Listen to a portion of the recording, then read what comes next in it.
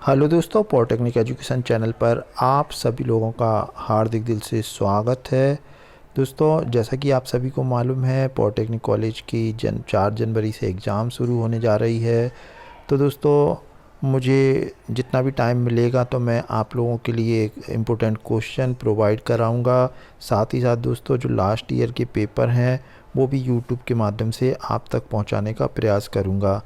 तो जो भी विद्यार्थी इलेक्ट्रिकल ब्रांच के हैं, अपने दोस्तों के साथ, अन्य पॉलिटेक्निक कॉलेज के विद्यार्थियों के साथ ज़रूर शेयर करें, ताकि उन तक पॉलिटेक्निक एजुकेशन चैनल के बारे में भी पता चले और उनको भी इस चैनल के माध्यम से एग्ज़ाम से संबंधित या फिर आपके एडमिशन या स्कॉलरशिप प्लेसमेंट से संबंधित उन तक न्यूज़ पहुंच सके। तो चलिए दोस्तों, हम वीडियो को शुरू करते हैं।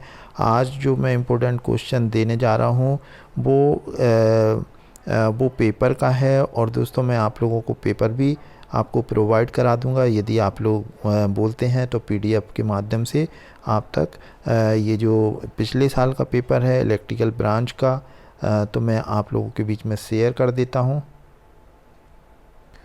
तो दोस्तों देखें, ये 2022 का पेपर है और ये इलेक्ट्रिकल ब्रांच का है। OCBC 2019 utilisation of electrical energy and traction.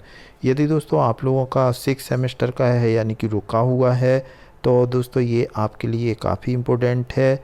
ऐसे ही मैं तमाम ब्रांच के जो भी मेरे पास पेपर अवेलेबल है, मैं आप लोगों के बीच पहुंचाने का प्रयास करूंगा। तो दोस्तों, आप लोगों का जो OCBC का है, मैक्सिमम नंबर 70 नंबर का आएगा। सभी क्वेश्चन कंपलसरी हैं। यहाँ दोस्तों आप लोगों को मैं बार बार जैसे सलाह देता हूँ कि आप लोग जो भी क्वेश्चन है, पहले अपना क्वेश्चन पेपर पढ़ लें और डायग्राम के माध्यम से आप लोग आंसर देने का प्रयास करें। देखें दोस्तों, ये यूटिलाइजेशन का है। सबसे पहला क्वेश्चन क्या है, what is electrical drive using the block diagram. तो दोस्तों ये आपको ब्लॉक डायग्राम बनाते आना चाहिए। और दोस्तों ये क्वेश्चन पेपर है, आप इसके चाहें तो आंसर एक अलग नोट्स में बना के कर लें, और रिमेनिंग कुछ छूटता है सिलेबस से तो उसके शॉर्ट नोट्स आप याद कर लें। तो दोस्तों आसानी से आप पास हो जाएंगे। ना केवल आप पास होंगे बल्कि आप लोग अच्छे मार्क्स भी ला सकते हैं। यहाँ दूसरा है दोस्तों question, right down the advantage disadvantage of electrical drive.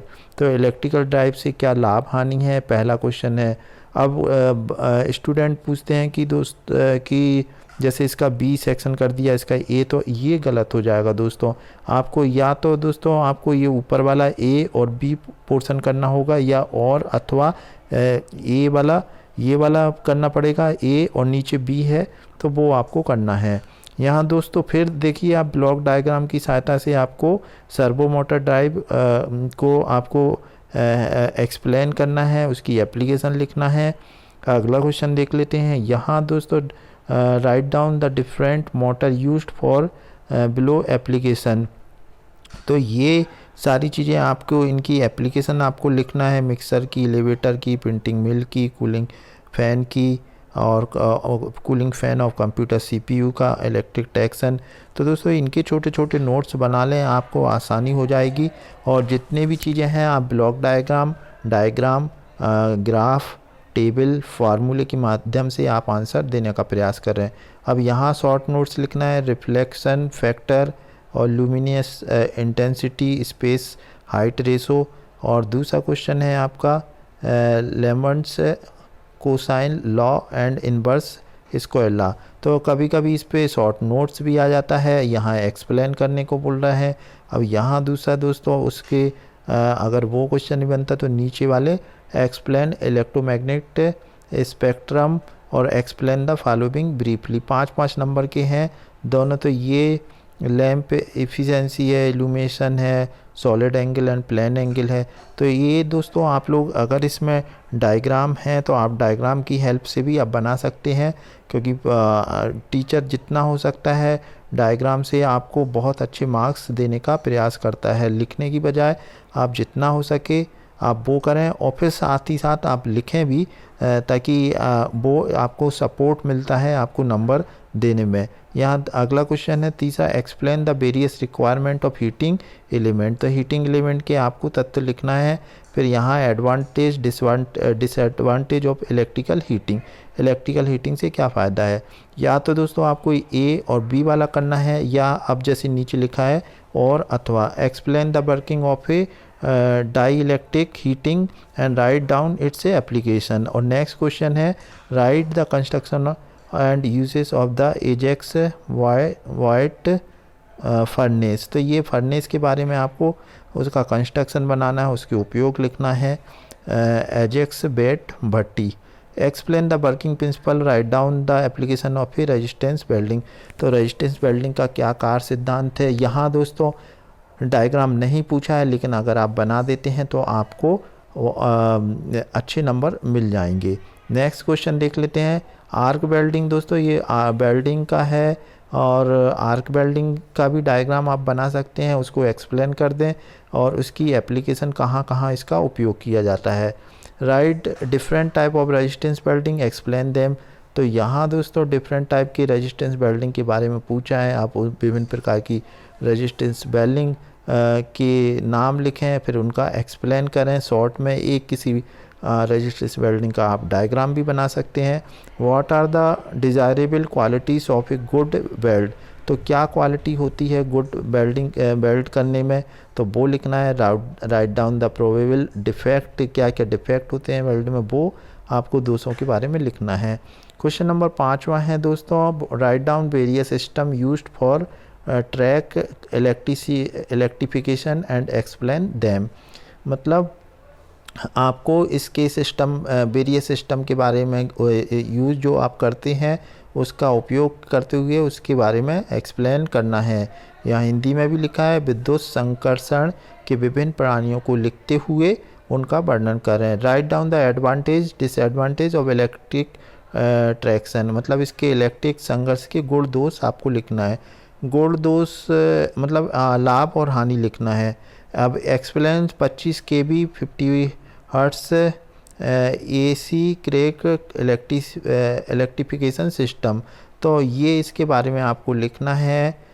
तो इस प्रणाली को आपको समझाना है किस तरीके से, तो ये आपको समझाना है। फिर ये explain the speed time curve of traction system. देखिए दोस्तों मैंने आपको बोला है कर्व भी जैसे 1-2 हों या जितने भी हों, तो ये कर्व बनाने की भी प्रैक्टिस करें, क्योंकि अब आपको 5 नंबर का है। जब तक आप इसका कर्व नहीं बनाएंगे तब तक आपको नंबर टीचर पूरे या ज़्यादा नंबर नहीं देगा। तो यहाँ कर्व के माध्यम से आपको समझाना है। Question number 6 explain the power factor in context of an electrical load. Electrical load के संदर्भ में आपको पावर फैक्टर को एक्सप्लेन करना है, तो ये आपको करना है। Explain the probable cause of low power factor. Low power के क्या क्या कारण हो सकते हैं वो आप लिखें यहाँ पर। यदि कोई फार्मूला यहाँ पर फार्मूले की हेल्प से अगर आप समझाते हैं तो वो भी अच्छा है, हो सकता है। अब इसके और में लिखा है what are the effect of low power factor. तो क्या इफ़ेक्ट हैं उनके प्रभावों को लिखना है। Explain the significance of electrical power factor. तो उसका क्या महत्व है वो आप लिखेंगे इलेक्ट्रिकल पावर मोटर फैक्टर का। अब आखिरी क्वेश्चन है right down the different advantage of power factor improvement. तो पावर शक्ति गुणांक सुधार के लाभों को लिखना है। 5 नंबर का है दोस्तों। इसी तरीके से right down the different method of power factor improvement. Power factor improvement के क्या कौन कौन सी विधियां हैं वो आपको लिखना है। तो आप उन विधियों को लिखें और एक किसी को एक्सप्लेन भी कर दें। तो आप 5 नंबर का है तो आपको 4 नंबर मिलने की पूरी संभावना रहेगी। यहाँ दूसरा क्वेश्चन है explain the power factor improvement using the static capacitor.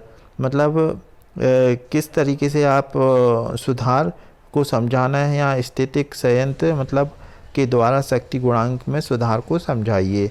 Next question दोस्तों ये न्यूमेरिकल है, आपको अगर ये बुक में मिल जाता है तो आप कर लें, 5 नंबर का है, नहीं तो आप थ्योरी अपनी तैयार कर लें। तो उम्मीद है दोस्तों इसी तरह के पेपर और भी मैं आप लोगों को पॉलिटेक्निक एजुकेशन के माध्यम से प्रोवाइड कराऊंगा। यदि आप लोगों को पीडीएफ चाहिए है तो आप कमेंट बॉक्स में करें, मैं आपको ये पीडीएफ के माध्यम से ये पूरा पेपर आपको प्रोवाइड कराऊंगा। तो दोस्तों वीडियो अच्छा लगा हो तो अपने दोस्तों के साथ शेयर करें और लाइक करें। Thanks for watching.